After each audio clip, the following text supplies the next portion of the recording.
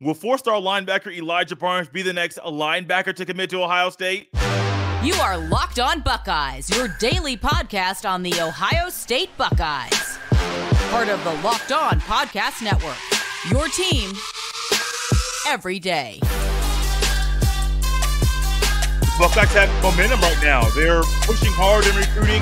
Getting 4 rubber commitments in 3 days is big. And right now is a great time to pursue and go harder for those targets that you want on the recruiting trail. Welcome in, Buckeye fans, to a Thursday edition of Locked On Buckeyes. Here on Thursday, April the 4th in the year 2024. I am your host, Jay Stevens, also the host of the Jay Stevens Podcast. And today's episode is brought to you by FanDuel Sportsbook.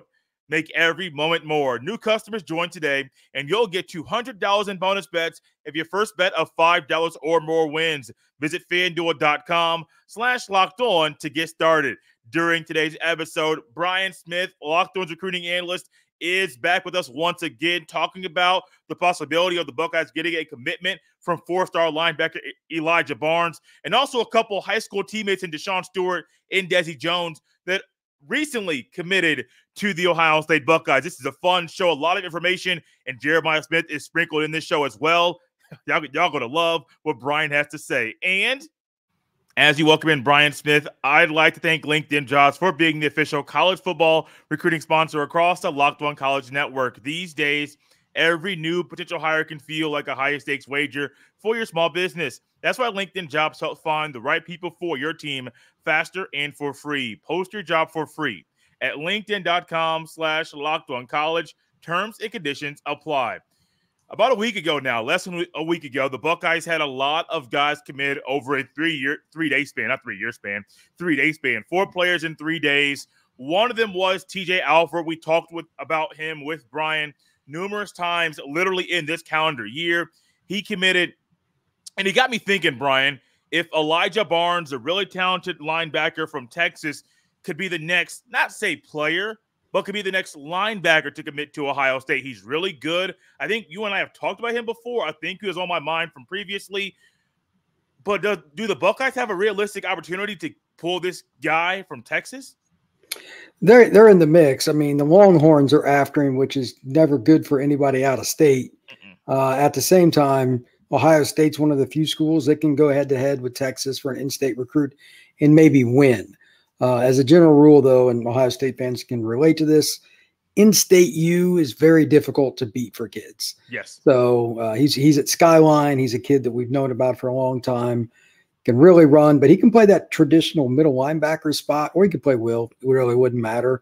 So I understand why everybody's going after him, because he's a thumper with speed, and there's not enough of those. But it's those two schools, allegedly. Now, in today's world, especially some of the stuff that I've heard on some other recruits today, I believe nothing. Kid that I thought was definitely going to one school is going to another.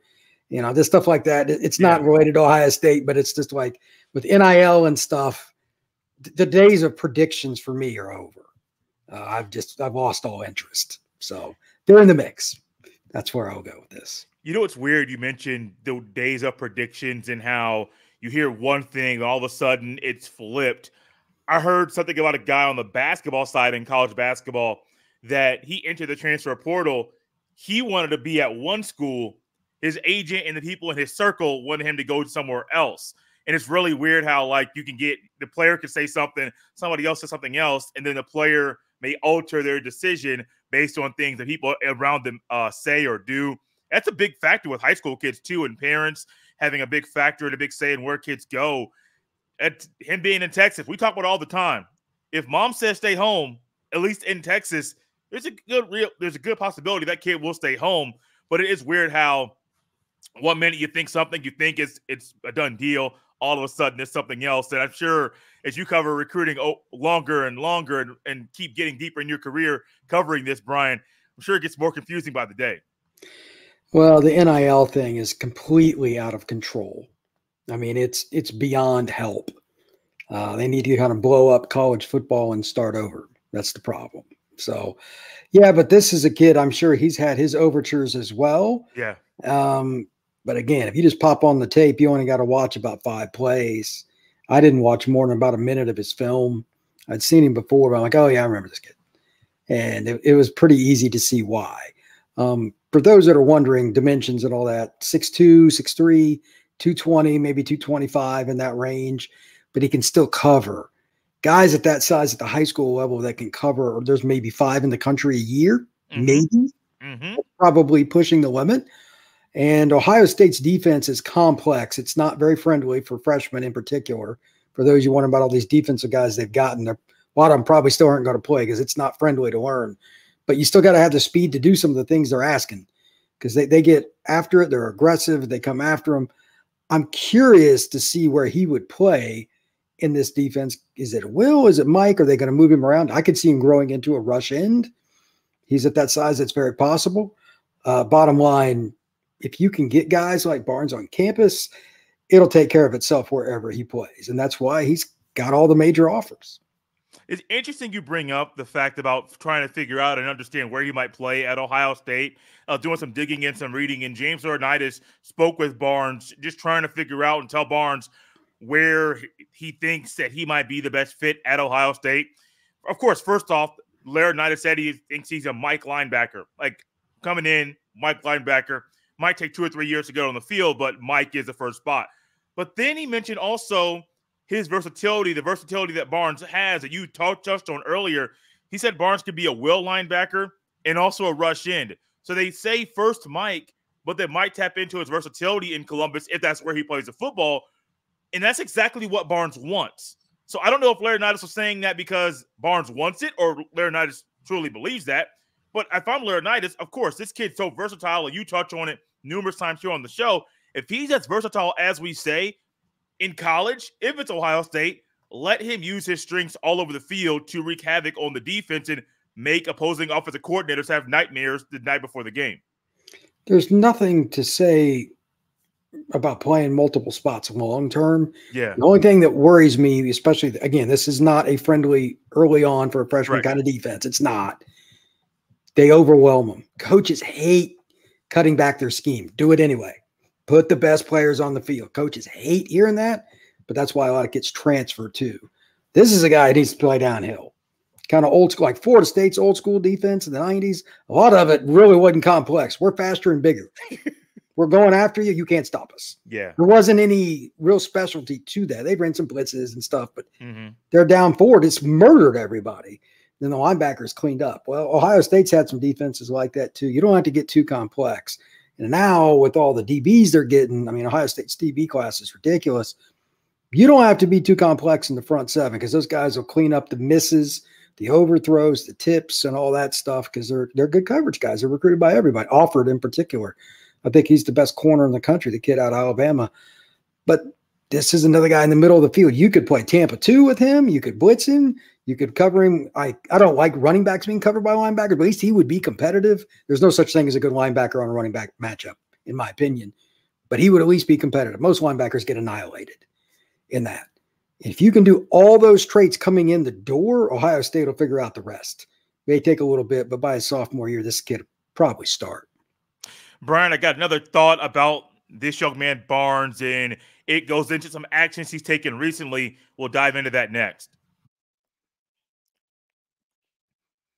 This episode is brought to you by FanDuel. The sports calendar is loaded, and FanDuel is making it even more exciting to get in on the action because right now new customers get $200 in bonus bets with any winning $5 bet. That's $200 you can use to bet the tourney, Major League Baseball, NBA, NHL, and so much more. And with the Final Four being this weekend, your boy, via our friends at FanDuel, has some lines and where he will put his money to make some money this weekend. Currently, right now, I would go easily Purdue minus 9.5 to beat NC State. Some might say that might be a little bit too large. No, I don't. UConn minus 11.5 point favorites over Alabama. I would go there as well. On the women's side, I am going South Carolina minus 11.5 to beat NC State. And I'm going UConn money line to beat the Hawkeyes on Friday evening. And I'm going UConn plus 700 on the women's side to win the national championship. Visit FanDuel.com/lockedon and make your first bet a big win. FanDuel, America's #1 sports book.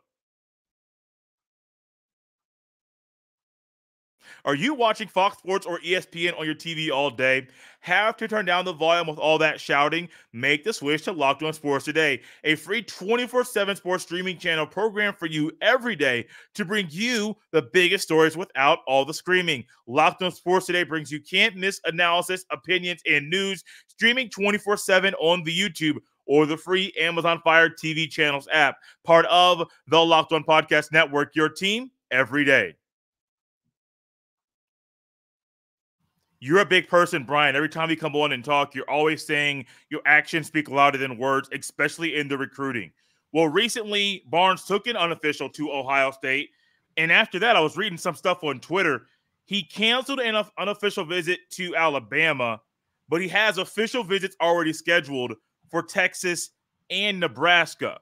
So canceling that unofficial to Alabama is, okay, it's a thing. It's a talking point. That's not saying you won't take an official to Alabama, but the only officials that I have seen so far that are scheduled is one to Nebraska, one to Texas.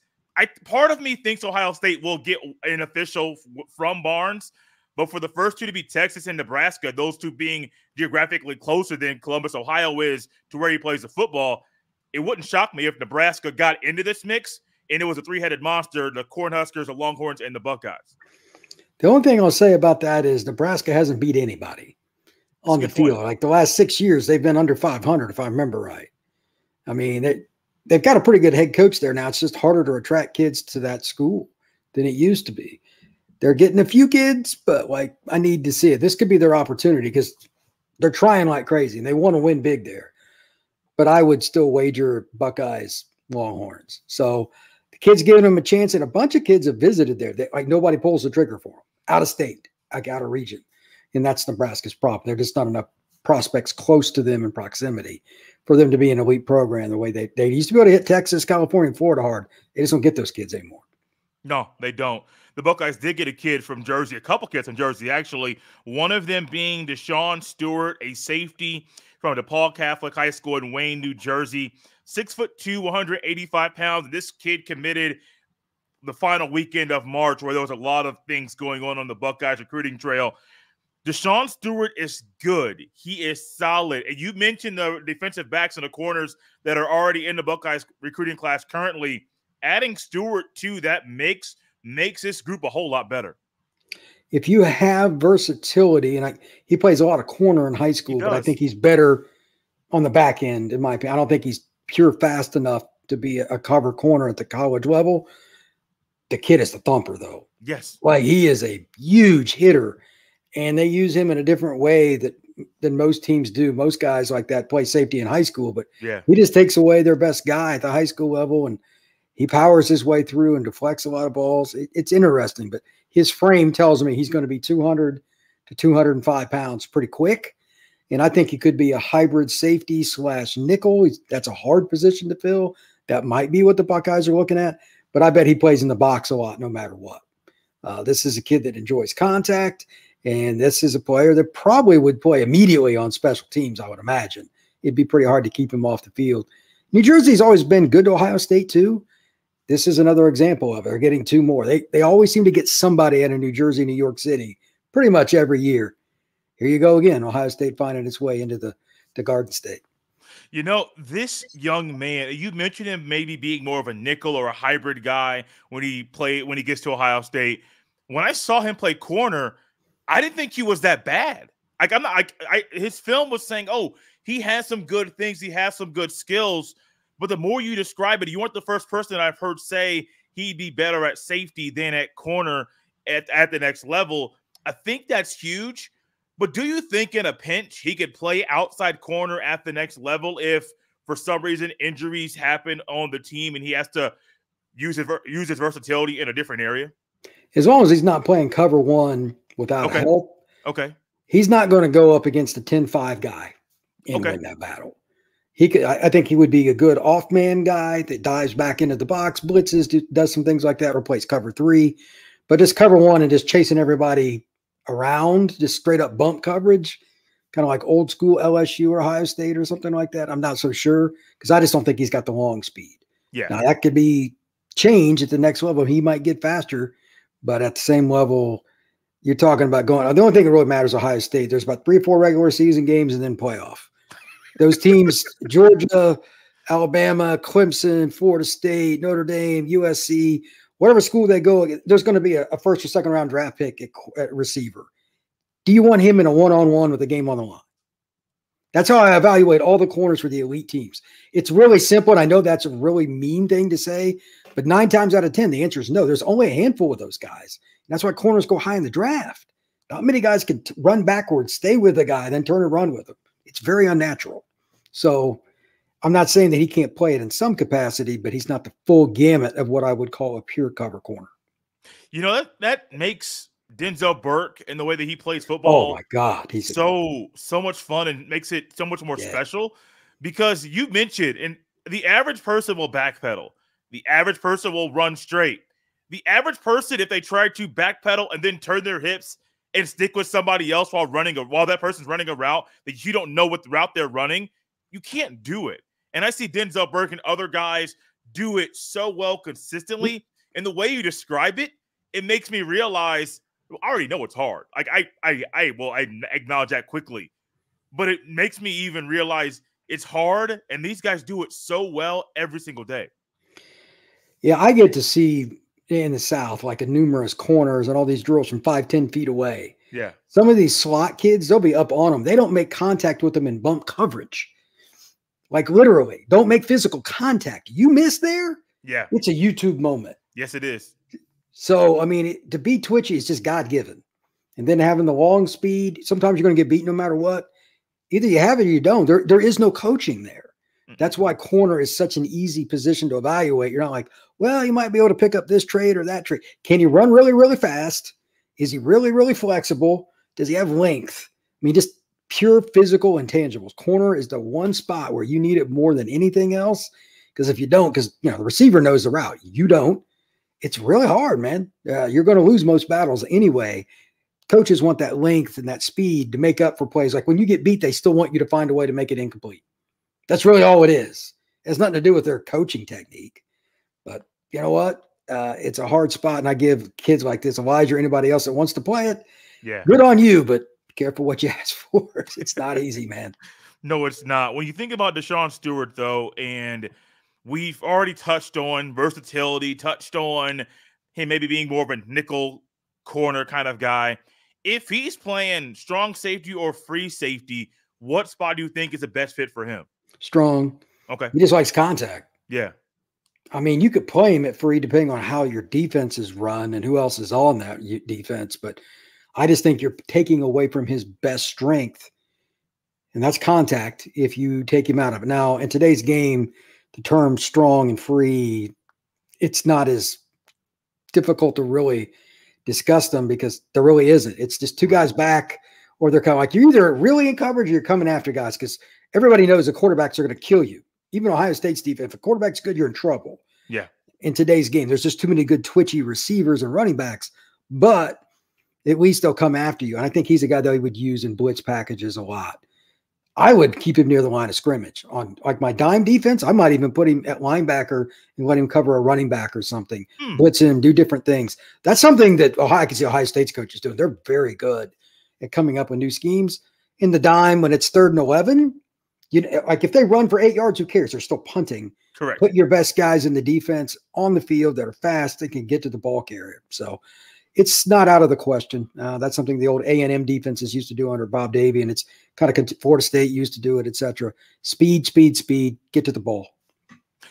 Last thing here, and I recently on the show made comments about kind of trying to get realistic expectations for players when they come to Ohio State. A lot of people think some guys should be a starter by year 2 no matter what, without realizing, as you mentioned, especially when you're on defense, the defense at Ohio State, the schemes are not easy. They're complex. And so it will take players a little bit longer to understand the defense, know what to do and things like that.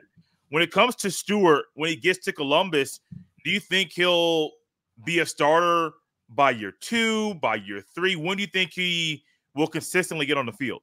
Sophomore year. Sophomore? Based on the program we're talking about, that's a program that's used to winning, having good coaching. It's, they play some good competition. he's going to be a little more acclimated to. It's not the same as playing in the Miami Public League, or the Trinity League in LA or something, but it's still good competition. So that'll help. And just the way he plays, he takes his craft seriously. Like, he formed tackles. I rarely get to say that. And he's a kid that really takes all the little things serious about how he goes around the block, etc. He's been coached. Ohio State won't have as much to do with that as some other teams might in terms of getting him up to speed. It's not going to be just special teams for 2 years. So good for him. Very, very good for him. It's also good for him because his high school teammate, Desi Jones, also committed to Ohio State during that same weekend. We'll dive into the type of wide receiver Jones is coming at you next. This episode is brought to you by Amazon Fire TV. Fire TV is your destination for sports, from live games to highlights to in-depth analysis. Fire TV offers amazing viewing experiences with smart TVs, as well as a Fire TV stick that you can plug into your existing TV that provides access to millions of movies and TV episodes, as well as free and live TV. Whether it's opening weekend for baseball or the college basketball tournament, you're going to want to have a Fire TV. Fire TV recently created Fire TV channels to deliver a constant supply of the latest videos from your favorite sports brands, and it's all for free. That includes all of us at Locked On and most of the big pro leagues and college conferences as well.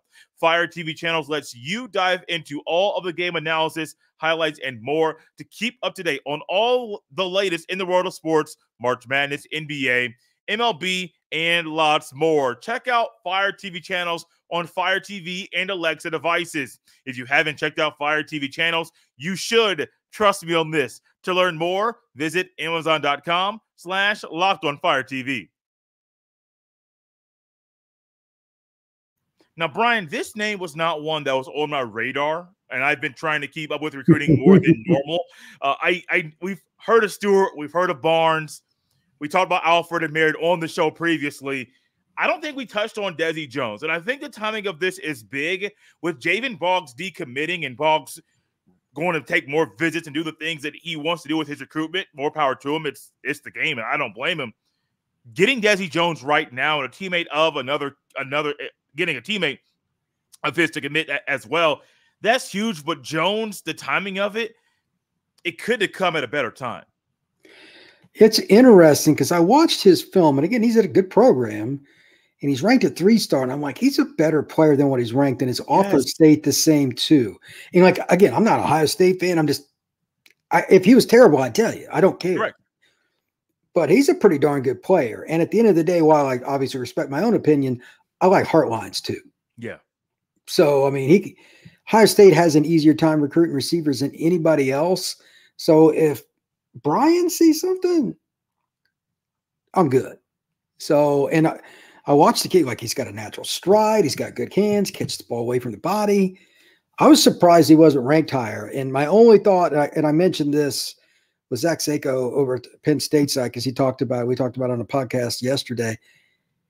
We were both surprised too. The only thing I said was they haven't had all the Under Armour camps and all the stuff up north yet.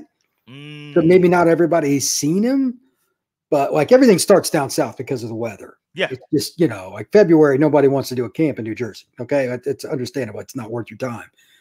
But this is a kid, I think if he played in Florida, would be fine. That's always my barometer for a receiver or DB.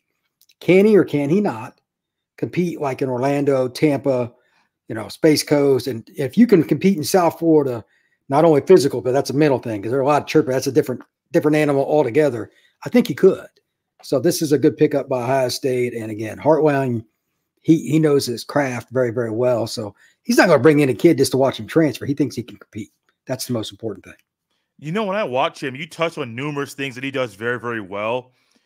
He finds ways in different levels, short routes, intermediate routes, deep routes, to always get separation from the guy guarding him in man-to-man or finding the soft spot in the zone. He always gets separation, and it almost seems effortless when he's doing it. And I'm watching and I'm saying, okay, I can see the catch. I can see the catch radius. I can see you getting the ball away from your body. But being able to get separation from the defender every single rep, every single route, that speaks volumes about him. And I'm with you. I do believe once those camps hit the northeast portion of the country, I do think his another star will come and it'll move up the rankings because everybody will see what we see. This is a solid receiver. I can't explain it any other way, Jake. You know, like the offers are there. Penn State and Ohio State wants it. You know, how many 3-star kids do those schools take early? You know what I mean? Like they're not going to. So they have him evaluated a little differently than some of my buddies at, On3 and 247, et cetera. And more power to them. We believe me, in private, we argue about rankings all the time.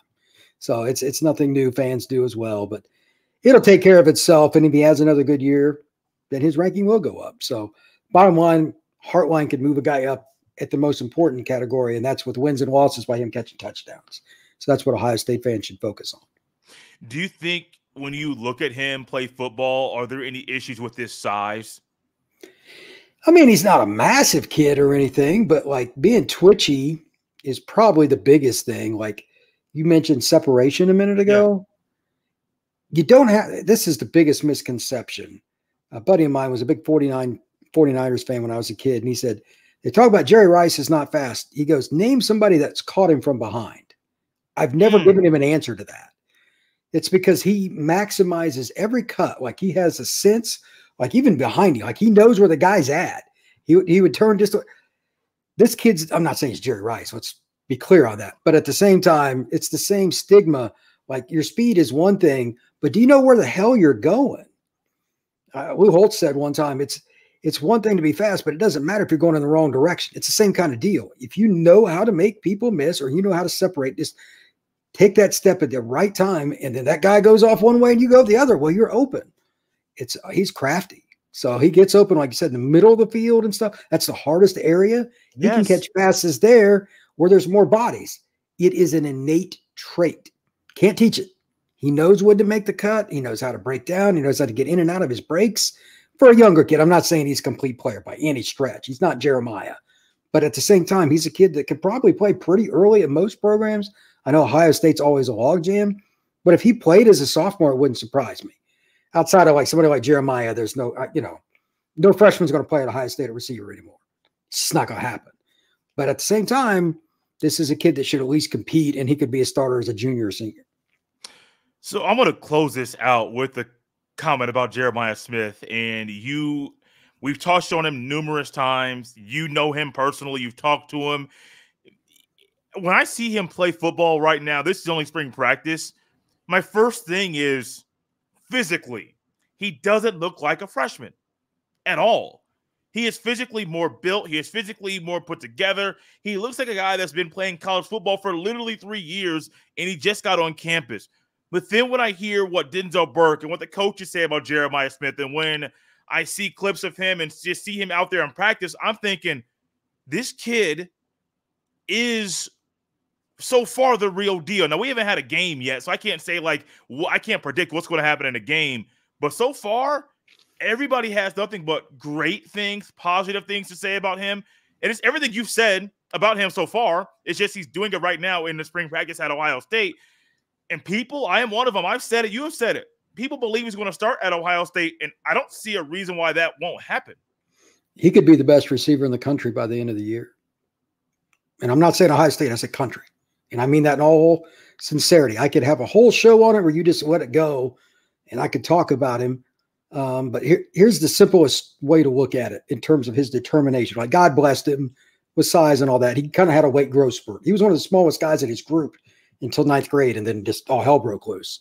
But he was 185, 190, sophomore year or whatever. And then like middle of his junior year, started gaining weight.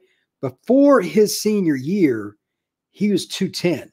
I walked up to him at an event, and like I was talking to him about something about size. I said, stand up. And like I slapped him on the side. I felt like I hit an oak tree. Like his determination, like he didn't move, physically did not move. And he just kind of smiled at me. Like Jeremiah doesn't say anything. He doesn't say boo. He's a really quiet kid. He knows he's different. Like physically, he's been blessed and he understands it. But he also took it to another level in terms of his workouts and doing everything and being pushed.